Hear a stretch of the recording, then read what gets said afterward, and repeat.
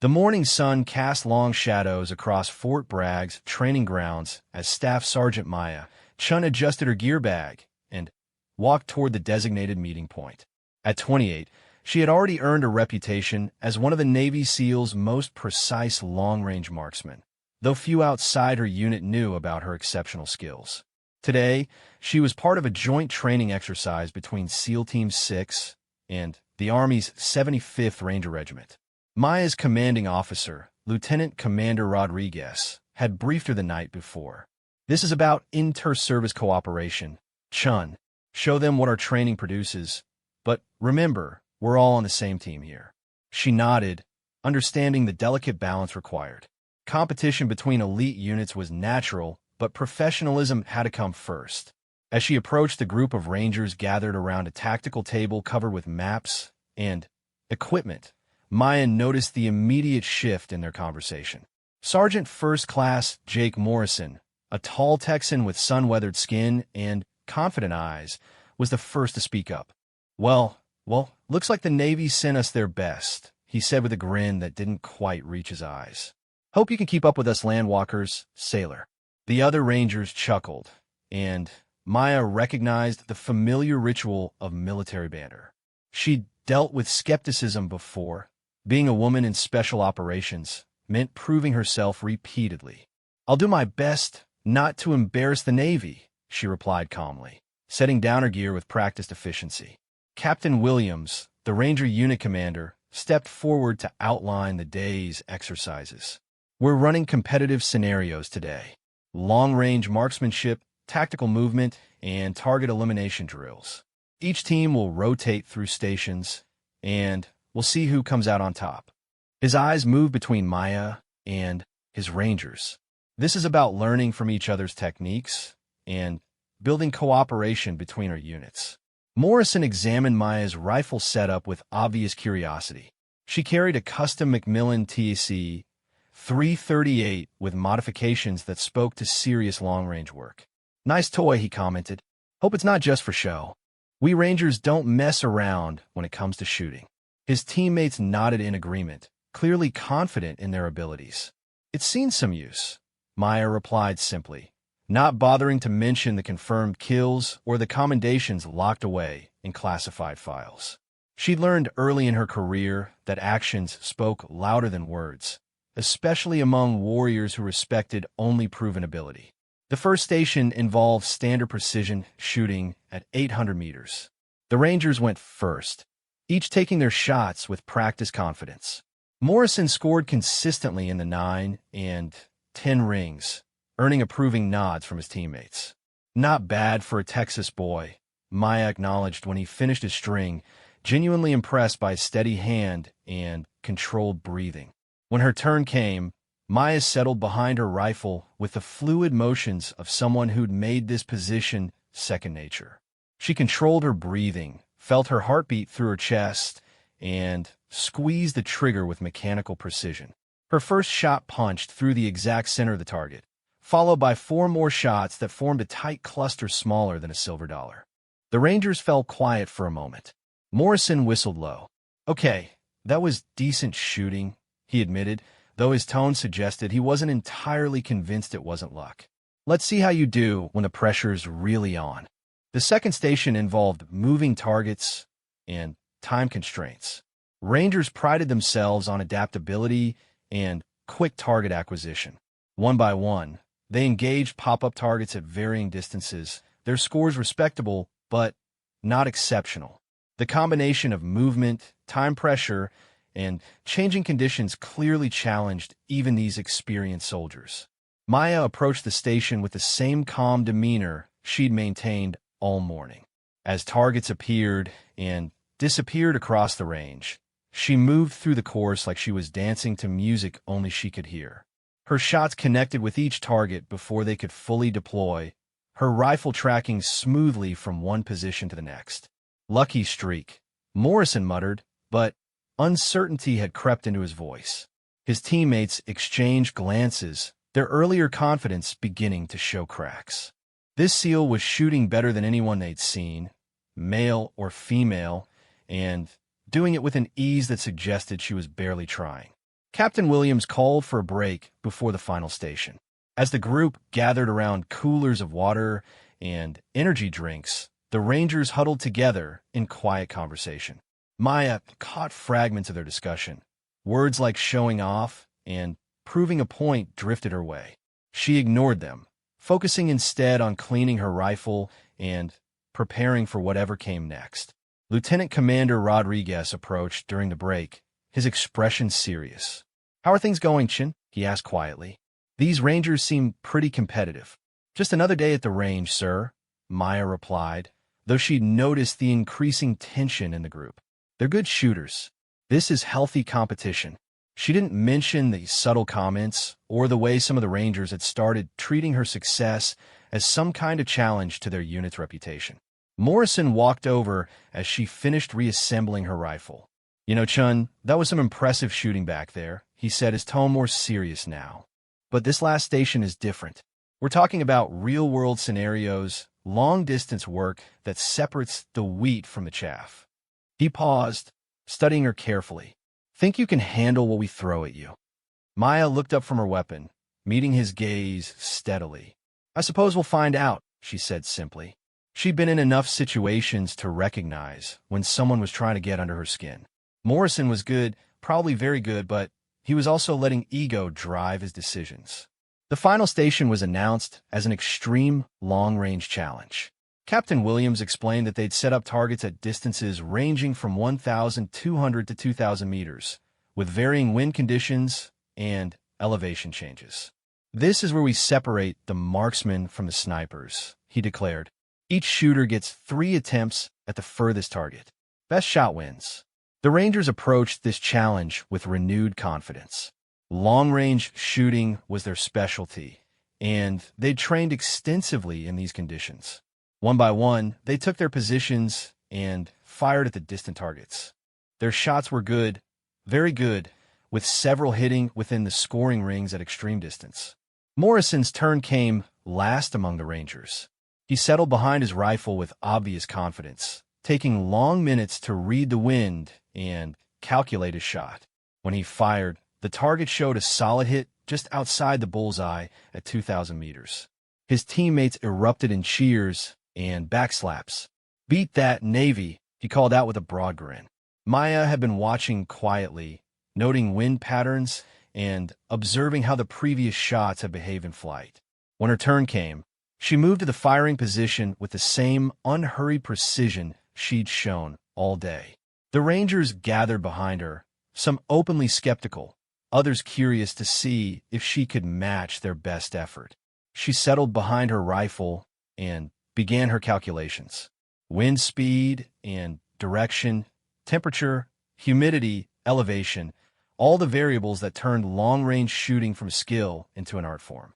The Rangers watched as she made minute adjustments to her scope, her movements confident and economical. The silence stretched as Maya controlled her breathing and found her natural respiratory pause. The Rangers leaned forward unconsciously, their competitive banter forgotten in the face of this demonstration of pure marksmanship. Even Morrison stood quietly, recognizing the intensity of focus that separated good shooters from exceptional ones. When Maya's rifle finally spoke, the sound seemed to echo longer than usual across the range. All eyes turned to the spotting scopes, waiting for confirmation of impact. The range officer's voice crackled over the radio, confirming what the scope showed: a perfect bullseye at 2,000 meters, dead center, and slightly tighter than Morrison's shot. The Rangers stood in stunned silence for a moment before Morrison found his voice. That was a hell of a shot," he admitted, though his competitive spirit was clearly stung. "But anyone can get lucky once. Real snipers do it when it counts, under pressure when lives are on the line." Maya began packing her equipment, her expression unchanged. "You're absolutely right," she agreed quietly. "When it counts is what matters." She looked up at the group of Rangers, all watching her with newfound respect mixed with wounded pride. "Same time tomorrow?" Captain Williams nodded slowly. "Same time tomorrow, Staff Sergeant.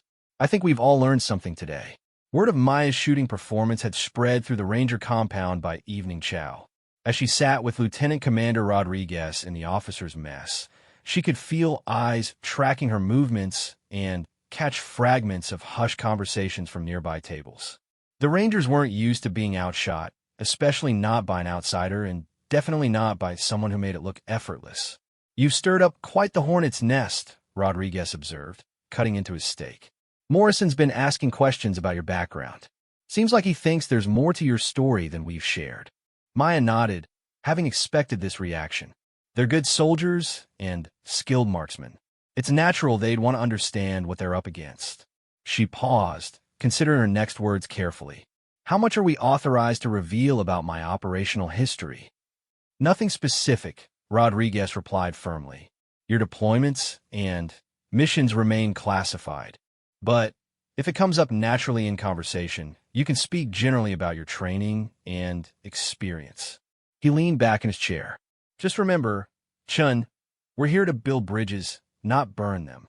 After dinner, Maya decided to take a walk around the base perimeter to clear her head and process the day's events. The evening air was cool and crisp, carrying the familiar sounds of a military installation winding down for the night. She'd always found solace in these quiet moments, using them to mentally prepare for whatever challenges lay ahead. She was surprised when Morrison fell in a step beside her near the vehicle maintenance building. "Mind if I join you?" he asked, his earlier cockiness replaced by genuine curiosity. "I wanted to talk about today." "Free country," Maya replied, maintaining her steady pace. She sensed this conversation would be different from their earlier exchanges. Morrison's entire demeanor had shifted from competitive bravado to professional respect. "Look, I'll be straight with you," Morrison began, his Texas drawl more pronounced in a quiet evening. "I've been shooting competitively since I was 12 years old. Made it through Ranger School, sniper training, done 3 combat deployments where long-range shooting kept my team alive." He paused, seeming to wrestle with his next words. "What you did today, I've never seen shooting like that. Not from anyone." Maya listened without comment, sensing there was more he needed to say. "My boys are good Rangers," Morrison continued. "Some of the best marksmen the Army produces. But you made us look like we were playing with toys." He stopped walking and turned to face her. "I need to know, are we dealing with someone who got lucky today? Or are we dealing with a genuine operator who's been holding back?" The directness of his question deserved an honest answer. Maya stopped walking and met his gaze. "I've been shooting since I was 8 years old," she said quietly. "My father was a Marine sniper in Vietnam. He taught me that precision isn't just about hitting targets. It's about controlling every variable you can and accepting the ones you can't." "And the SEALs?" Morrison pressed. "How long have you been with Special Operations?" 8 years active duty, 5 with SEAL teams," Maya replied. "I've done work in places that don't officially exist, taking shots that never happened." She resumed walking, her pace deliberate and measured. Today was just training, Morrison. Everyone went home. The weight of her words settled between them. Morrison had been in combat long enough to understand what she wasn't saying directly. "Jesus," he breathed. "How many confirmed kills?" "Enough," Maya answered simply. "But numbers don't tell the whole story. Every shot I've taken in the field was necessary, legal, and authorized. I don't take pride in killing. I take pride in protecting my team and completing the mission." Morrison absorbed this information as they continued their circuit of the base. "My Rangers have been talking," he said eventually. "Some think you're showing off, trying to make us look bad. Others think we got paired with someone way out of our league." He glanced at her profile in the dim security lighting. "What do you think?" Maya considered the question carefully. "I think your Rangers are skilled professionals who deserve respect," she said. "I also think they've been used to being the best shooters in any group they join." Today challenged that assumption. She looked at Morrison directly. "The question is what they do with that information." "Fair enough," Morrison conceded. "But I have to ask, were you holding back today? Because if you were, my guys need to know what they're really dealing with." The honesty of his question surprised Maya. She'd expected more ego, more defensiveness. Instead, Morrison seemed genuinely interested in understanding the gap between his capabilities and hers. "I shot well today," she answered. "But I wasn't pushing my limits. Morrison stopped walking again, this time looking genuinely shocked. You mean there's more? There's always more, Maya replied. The question is whether you want to see it, and whether your Rangers can handle the demonstration without it affecting morale or unit cohesion. They completed their circuit and found themselves back at the main barracks complex. Morrison seemed deep in thought, processing everything he'd learned. My boys are proud, he said finally. Maybe too proud, but they're also professionals who respect genuine skill when they see it. He extended his hand. Tomorrow's a new day. Whatever you want to show us, we can handle it. Maya shook his hand, noting the firm grip and callous palm of someone who'd spent years handling weapons and equipment. We'll see, she said noncommittally. Good night, Morrison. As she walked toward her quarters, Maya reflected on the conversation. Morrison was more perceptive than she'd initially given him credit for, and his willingness to acknowledge her superior shooting spoke well of his character. The real test would come tomorrow, when his pride and his Rangers' expectations collided with whatever demonstration Captain Williams had planned. The next morning arrived with heavy overcast skies and a steady crosswind that would challenge even experienced marksmen. Maya arrived at the training area to find the Rangers already assembled and conducting equipment checks. The atmosphere was different from the previous day, less casual banter, more focused preparation. Captain Williams approached with a map case under his arm and a serious expression. Today's exercise is more complex, he announced to the assembled group. We're simulating a real-world scenario where long-range precision fire is required to support a team in contact with enemy forces. He unfolded a large aerial photograph showing a valley with various terrain features marked. The scenario: friendly forces are pinned down in this valley by enemy positions on the ridgeline. Your job is to neutralize specific high-value targets at extreme range while avoiding civilian areas and friendly positions. Maya studied the photograph, immediately identifying the challenges. The targets were positioned at varying elevations, some partially concealed by terrain features, others requiring shots across significant gaps in the ridgeline. The distances involved were substantial, and the wind conditions would make each shot a complex mathematical calculation. Maximum engagement range for this exercise is 3,200 meters, Captain Williams continued. Each shooter gets one attempt at each target. Misses could theoretically result in friendly casualties or civilian harm, so precision is critical. The Rangers exchanged glances, recognizing the unprecedented difficulty of what they were being asked to attempt. Morrison looked directly at Maya, remembering their conversation from the night before. This is different from yesterday, he said quietly. This is the real deal. Maya nodded, understanding that this scenario was designed to push everyone to their absolute limits. How do you want to run this? She asked Captain Williams. Sequential attempts, or does everyone get to observe and adjust based on previous shots? Each shooter works independently, Williams replied. No coaching, no spotting assistance beyond your assigned partner. This simulates the isolation and pressure of actual combat conditions. The first Ranger to attempt the extreme range targets was Sergeant Collins, a quiet professional known for his steady nerves and mathematical approach to long-range shooting. He spent nearly 20 minutes calculating wind values and making scope adjustments before taking a shot. The result was impressive, a solid hit within the acceptable engagement zone, though not a perfect center strike. Each subsequent Ranger performed admirably, with most achieving hits that would have been mission effective in real-world conditions.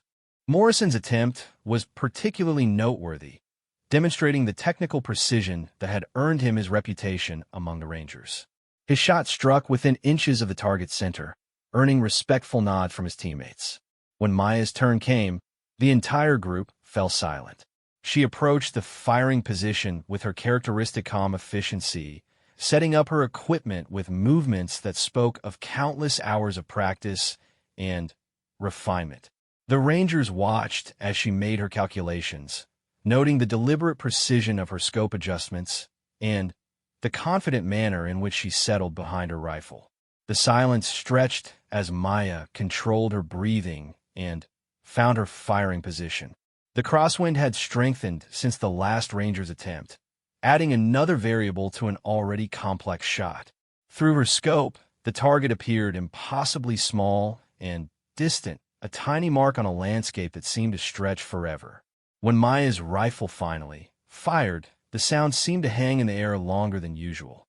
The Rangers leaned forward unconsciously, their professional rivalry temporarily forgotten in the face of witnessing something extraordinary. The spotting scope operator called out the impact location, his voice carrying a note of disbelief that he tried unsuccessfully to conceal. Dead center hit at 3,200 meters, came the confirmation. Perfect score. The Rangers stood in stunned silence, processing what they'd just witnessed. This wasn't just exceptional marksmanship. This was shooting that bordered on the impossible, executed with a casualness that suggested Maya could repeat the performance at will. The impact of Maya's 3,200-meter shot rippled through the group like a shockwave. Morrison stood frozen behind his spotting scope, unable to process what he'd just witnessed. In 15 years of military service, including multiple combat deployments and countless training exercises, he'd never seen anything approaching this level of precision at such extreme range. "That's impossible," whispered Corporal Jenkins, the youngest ranger in the group.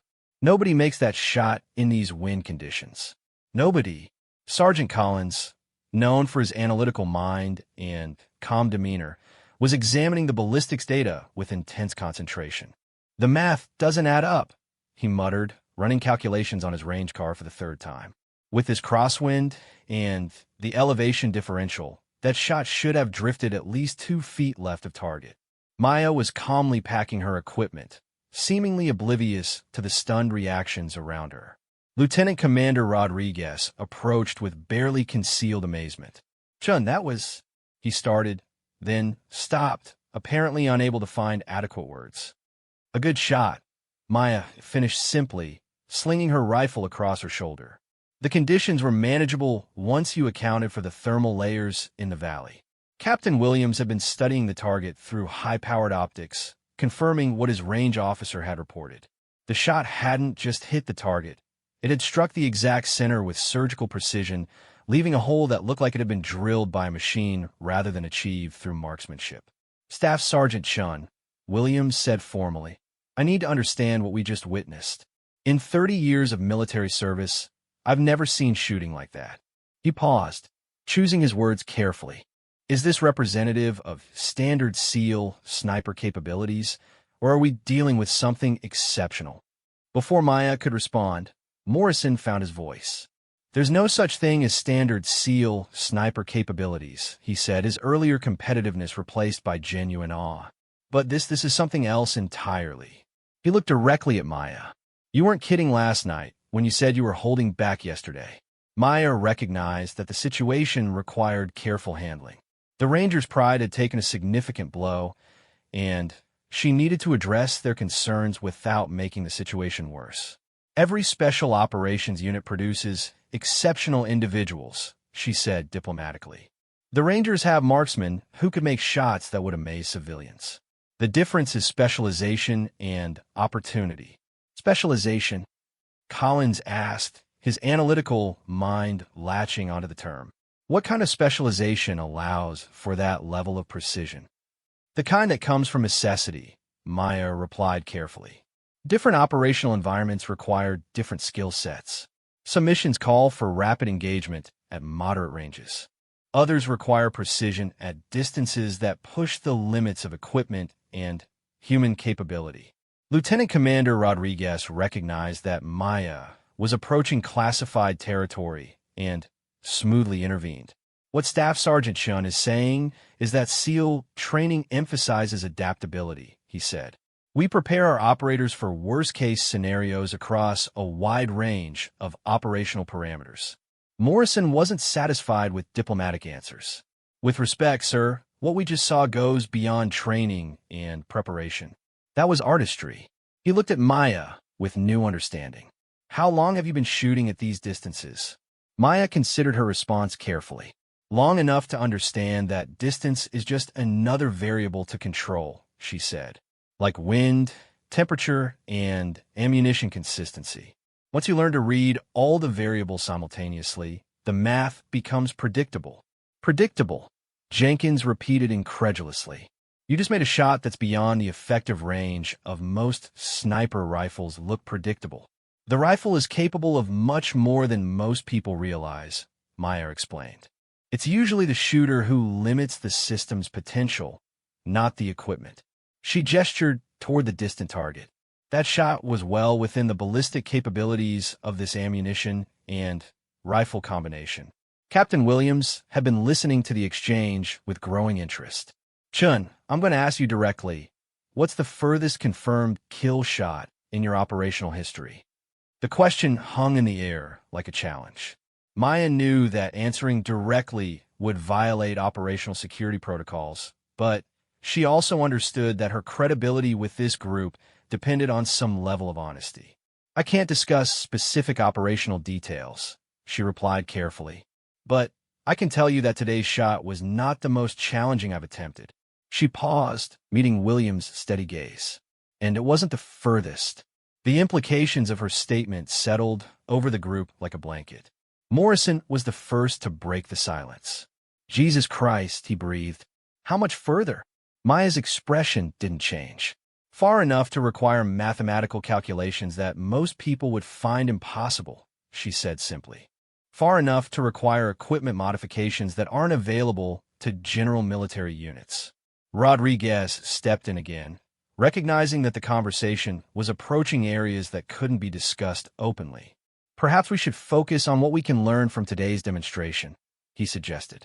Staff Sergeant Chin's techniques might benefit your Rangers' training programs. Williams nodded slowly, understanding the hint about classified information. Agreed. Chin, would you be willing to share your approach to extreme range calculations? My Rangers could benefit from understanding your methodology. Of course, Maya replied, grateful for the change of direction. The key is understanding that every environmental factor has multiple layers of influence. Most shooters calculate wind speed and direction at their position and estimate conditions downrange. That's adequate for moderate distances, but insufficient for extreme range. She pulled out a small notebook filled with precise handwriting and diagrams. For shots beyond 2,000 meters, you need to map thermal layers, identify pressure variations, and account for Coriolis effects that become significant at those distances. Collins leaned forward eagerly. Coriolis effects? I've read about them, but never seen practical application. At 3,200 meters, the Earth's rotation deflects the bullet's path by approximately 4 inches, Meyer explained. That's the difference between a hit and a miss at extreme range. Most shooters ignore it because it's negligible at shorter distances. Morrison was frantically taking notes. What about equipment modifications? You mentioned modifications not available to general units. Maya glanced at Rodriguez, who nodded slightly. Custom ammunition loads with extremely tight tolerances, she said. Barrel modifications to improve consistency. Scope adjustments that allow for more precise range calculations. She paused. In practice, thousands of rounds under varying conditions until reading environmental factors becomes automatic. How long does it take to develop that level of capability? Williams asked. Years, Maya answered honestly. I've been shooting seriously for over 20 years, with intensive, specialized training for the past 8. The level of precision you saw today represents probably 50,000 rounds of practice ammunition and countless hours of mathematical study. Jenkins looked overwhelmed. 50,000 rounds? The cost alone. Special operations training isn't constrained by normal budget considerations, Rodriguez explained. When a mission's success depends on a single shot at impossible range, the investment in training becomes worthwhile. Morrison had been quiet for several minutes, clearly processing everything he'd learned. When he finally spoke, his voice carried a new level of respect. Chun, I owe you an apology. Yesterday, I thought you were showing off, trying to make us look bad. He shook his head. I didn't understand we were dealing with someone operating at a completely different level. No apology necessary, Maya replied. Healthy competition makes everyone better. Your Ranger's shooting skills are impressive, and they push me to demonstrate capabilities I don't often get to show." Williams consulted his watch and notes. "We have time for one more exercise today. Chun, would you be willing to demonstrate your technique on a moving target scenario? My Rangers train extensively for mobile threats." Maya considered the request. Moving target engagements at extreme range were exponentially more difficult, requiring instantaneous calculations and perfect timing. It was also the type of scenario that could reveal capabilities she wasn't authorized to discuss. "What parameters are you considering?" she asked carefully. "Vehicle target moving at approximately 30 miles per hour across the valley floor," Williams explained. "Range approximately 2,800 meters. Single shot opportunity." The Rangers exchanged glances, recognizing the near impossibility of the proposed shot. Hitting a moving target at that distance required predicting the target's position nearly 4 seconds into the future while accounting for all the environmental factors that affected the previous stationary shot. Morrison looked at Maya with a mixture of challenge and curiosity. "Think you can handle something like that?" he asked. Maya studied the valley floor, calculating angles and distances. The shot was technically possible, but would require perfect conditions and flawless execution.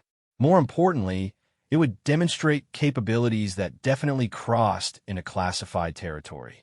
"It's an interesting problem," she said neutrally, "but that level of complexity might be more appropriate for specialized training environments." Rodriguez understood immediately. "Perhaps we should conclude today's exercises with what we've already accomplished," he suggested. "Everyone has learned valuable lessons." Williams nodded, though Maya could see his curiosity wasn't fully satisfied. "Fair enough. Let's debrief what we've seen today and discuss how these techniques might be incorporated into Ranger training programs." As the group began breaking down equipment and preparing to return to base, Morrison approached Maya one final time. "Chun, I know there's more you're not telling us," he said quietly, "and I understand why you can't. But I want you to know what you showed us today will change how my Rangers approach their training." Maya looked at the earnest young sergeant, recognizing the genuine desire to improve that drove all professional soldiers. "The most important lesson isn't about distance or precision," she said. "It's about preparation and respect for your equipment and environment. Master those fundamentals, and the rest becomes possible." Morrison nodded thoughtfully. "Message received. And Chun, thank you for not making us look like complete amateurs." Maya smiled for the first time that day. "You're Rangers. You can never look like amateurs. You just met someone whose job requires different skills." The debrief session that evening took place in a secure conference room within a Ranger compound. Captain Williams had requested a formal after-action report, and the atmosphere was markedly different from the casual competitiveness of the previous days. The Rangers sat with notebooks and laptops, treating this as a serious learning opportunity rather than merely comparing scores. Maya found herself at the front of the room, feeling somewhat uncomfortable with the attention, but recognizing the importance of sharing knowledge that could save lives in future operations. Lieutenant Commander Rodriguez sat nearby, ready to intervene if discussions ventured into classified territory. "Before we begin," Williams announced to the assembled Rangers, "I want to establish some ground rules. Today's discussion focuses on techniques and methodologies that can improve our unit's capabilities. Operational details and specific mission parameters remain off-limits." Morrison raised his hand first. "Chun, yesterday you mentioned controlling variables. Can you walk us through your mental checklist for extreme range shots?" Maya moved to the whiteboard and began sketching a diagram. "Environmental assessment starts before I even touch my rifle," she began. "Wind patterns change throughout the day, so I observe vegetation movement, dust patterns, and thermal distortions for at least 30 minutes before engaging." She drew arrows indicating wind directions at different elevations. "Most shooters check wind at their position and estimate conditions downrange. That's insufficient beyond 1,500 meters. You need to map wind layers, surface winds, thermal currents at mid-level, and high-altitude patterns that affect the bullet's final trajectory. Sergeant Collins was furiously taking notes. How do you measure wind at those distances without specialized equipment? Observation and experience, Maya replied. Grass movement tells you surface winds. Dust clouds or smoke reveal mid-level patterns. Birds and insects often follow thermal currents that indicate air movement you can't see directly. She moved to another section of the whiteboard. Temperature affects bullet velocity and air density. A 10-degree change can shift your point of impact by several inches at extreme range. Humidity affects air density differently than temperature, so you need to account for both independently. Jenkins raised his hand tentatively. What about equipment preparation? Do you modify your ammunition? Maya glanced at Rodriguez, who nodded slightly. Hand-loading ammunition allows for consistency that factory rounds can't match, she said carefully. Powder charge is measured to the tenth of a grain, bullets sorted by weight, cases matched for internal volume. The goal is eliminating variables that could affect bullet flight. How much difference does that make? Morrison asked.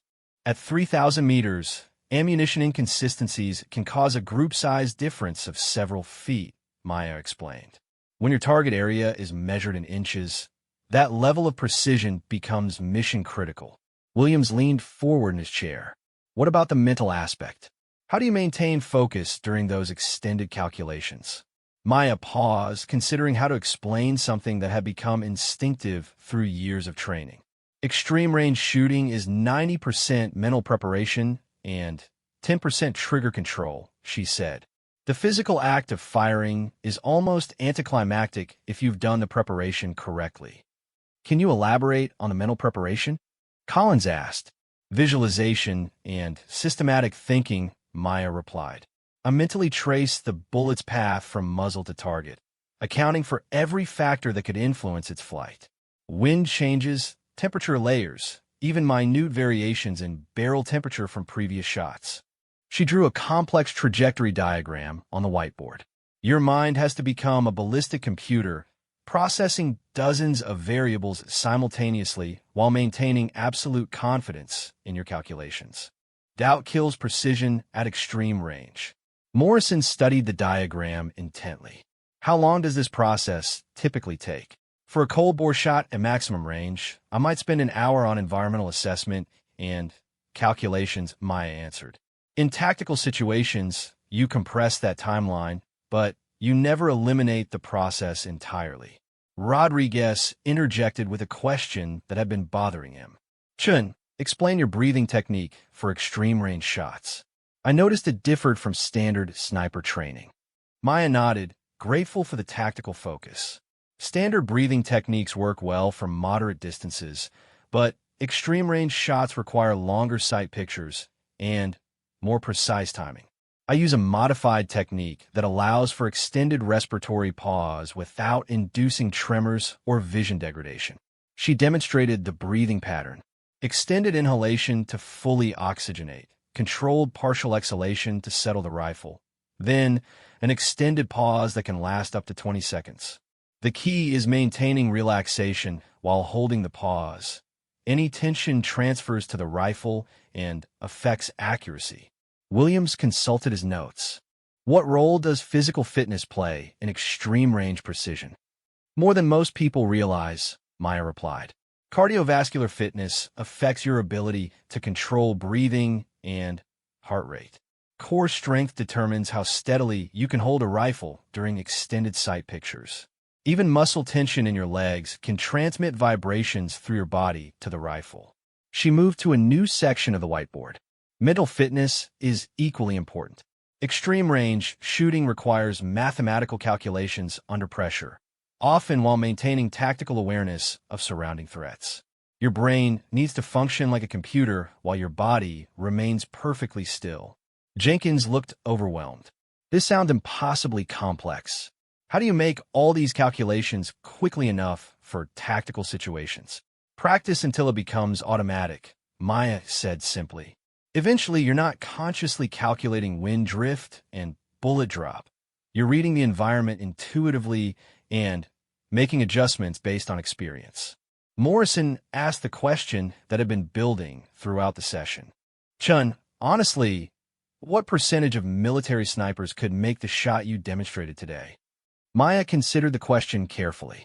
Under ideal conditions, with proper equipment and unlimited preparation time, maybe 5% of military snipers could achieve a first-round hit at that distance, she answered. Under tactical conditions with time pressure and environmental stress, that percentage drops significantly. The room fell quiet as the Rangers absorbed the implications. They'd witnessed something that represented the absolute pinnacle of their profession, performed by someone who made it appear routine. Collins broke the silence. What would it take for us to reach that level? Years of dedicated practice, specialized equipment, and training opportunities that aren't available to most units, Maya replied honestly. But more importantly, operational requirements that justify developing those capabilities. Williams understood the distinction she was making. You're saying this level of precision is mission-specific, not something every sniper needs to master. Exactly, Maya confirmed. Most sniper missions involve ranges under 1,000 meters where standard training and equipment are more than adequate. Extreme range capabilities are developed for specific operational requirements. Rodriguez consulted his watch and recognized that the session needed to wind down. Any final questions for Staff Sergeant Chun? Morrison raised his hand one last time. Chun, what's the most important lesson you'd want us to take away from today? Maya thought for a moment. Precision is a mindset, not just a skill, she said. Whether you're shooting at 500 meters or 3,000 meters, the fundamentals remain the same. Preparation, patience, and respect for your equipment and environment. She looked around the room at the assembled Rangers. What you saw today wasn't magic or natural talent. It was the result of systematic training and thousands of hours of practice. Any of you could develop similar capabilities if your mission requirements justified the investment. Williams stood and addressed the group. I want to thank Staff Sergeant Chun for sharing her expertise with us today. This has been educational in ways I didn't expect when we planned this exercise. As the Rangers filed out of the conference room, many stopped to shake Maya's hand and thank her personally for the demonstration and instruction. The competitive atmosphere had completely dissolved, replaced by professional respect and genuine appreciation for the learning opportunity.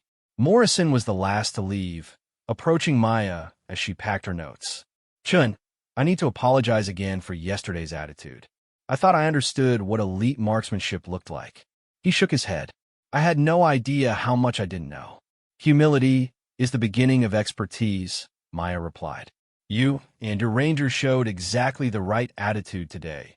Willingness to learn and adapt. That's what makes elite units special. Morrison extended his hand. If you ever need anything from the Ranger community, you've got friends here. What you shared today will make us better soldiers. Maya shook his hand, recognizing the sincerity in his voice. Take care of your Rangers, Morrison. They're good soldiers who deserve good leadership. As she walked back to her quarters, Maya reflected on the day's events. The competitive tension had evolved into mutual respect and shared learning, exactly what joint training exercises were supposed to accomplish. The Rangers had gained valuable insights into extreme range marksmanship, while she'd been reminded of the importance of sharing knowledge within the special operations community. Lieutenant Commander Rodriguez caught up with her outside the barracks. Good job today, Chun. You handled a delicate situation perfectly, demonstrated our capabilities without revealing operational details. Thank you, sir, Maya replied. The Rangers are professionals. They deserved honest answers within the bounds of what we could share. Rodriguez nodded approvingly. Tomorrow we head back to Coronado. Think this exercise accomplished its objectives. Maya looked back toward the Ranger compound, where lights were still on in the conference room, where the Rangers were probably continuing their discussions about the day's lessons. I think everyone learned something valuable, she said, including me. 6 months after the joint training exercise, Maya found herself back at Fort Bragg under very different circumstances. This time, she wasn't there for training. She was responding to an urgent request for assistance from Captain Williams and his Ranger unit. The situation briefing took place in a secure facility that Maya hadn't seen during her previous visit. Lieutenant Commander Rodriguez accompanied her, along with a small team of SEAL specialists who'd been hastily assembled for what was being called a time-sensitive operation. 3 days ago, a joint CIA Special Forces team went missing during a reconnaissance mission in hostile territory, Captain Williams explained, pointing to satellite images displayed on large monitors. Their last known position was this valley complex, approximately 180 kilometers behind enemy lines. Maya studied the terrain carefully, noting the mountainous landscape and limited access routes. What's the tactical situation? Enemy forces have established observation posts and patrol patterns that make conventional rescue attempts extremely risky, Williams continued. However, satellite reconnaissance has identified the missing team's location. They're being held in this compound. He zoomed in on aerial photos showing a fortified position nestled in a narrow valley. The problem is access. The compound is surrounded by open terrain that provides excellent fields of fire for defenders. Any ground assault would face significant casualties.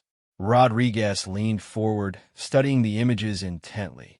What about air support? Precision strikes to neutralize defensive positions. Not possible, Williams replied grimly. Intelligence indicates the prisoners are being held in the same structures as enemy personnel. Collateral damage could kill the people we're trying to rescue. Maya was beginning to understand why she'd been summoned. You need surgical elimination of specific targets while avoiding harm to friendlies, she said. More statement than question. Exactly, Williams confirmed.